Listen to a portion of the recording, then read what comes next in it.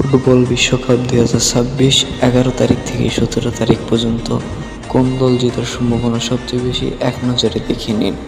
চলুন এক নজরে আমরা ভালোভাবে দেখিয়ে নিই। তো 11 তারিখে মেক্সিকো জিতবে, 12 তারিখে জিতবে দক্ষিণ কোরিয়া এবং 12 তারিখে কানাডা জিতবে, 13 তারিখে প্যারাগুয়ে এবং সুইজারল্যান্ড, 14 তারিখে কিন্তু ব্রাজিল 100% জিতবে এবং হাইতি স্কটল্যান্ড জিততে পারে, হাইতিও জিততে পারে। আমরা হাইতিকে বেশি পার্সেন্টেজ দিলাম। অস্ট্রেলিয়া তুরস্কের ভিতরে তুরস্ক, জার্মানি ক্রোয়েশিয়ার ভিতরে জার্মানিকে বেশি দেওয়া উচিত।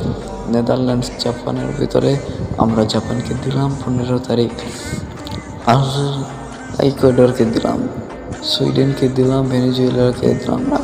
স্পেন ক্রেভারদের ভিতরে স্পেন, বেলজিয়াম মিশরের ভিতরে বেলজিয়াম।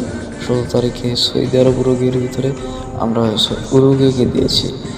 ইরান নিউজিল্যান্ডের ভিতরে ইরান, ফ্রান্স সেনেগালের ভিতরে দুইটা হাড্ডাহাড্ডি দল, তবু আমরা ফ্রান্সকে দিলাম। 17 তারিখ ইরাক নরওয়ের ভিতরে ইরাক, আর্জেন্টিনা আলজেরিয়ার ভিতরে আর্জেন্টিনা, অস্ট্রেলিয়া জর্ডানের ভিতরে জর্ডান। পর্তুগালকে দিলাম আমরা, এখানে পর্তুগালকে দিতে হবে। ইংল্যান্ড ক্রোয়েশিয়ার ভিতরে আমরা দিতে পারি ইংল্যান্ডকে বেশি, কারণ এখন বর্তমানে ইংল্যান্ডের প্লেয়ার এত কম আছে। 14 তারিখে কিন্তু ব্রাজিল জিতবে, এটা কিন্তু আপনাদের মাথায় নিতে হবে।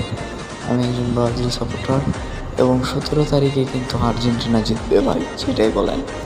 এবং ব্রাজিলকে কমজোরি চোখে দেখবেন না।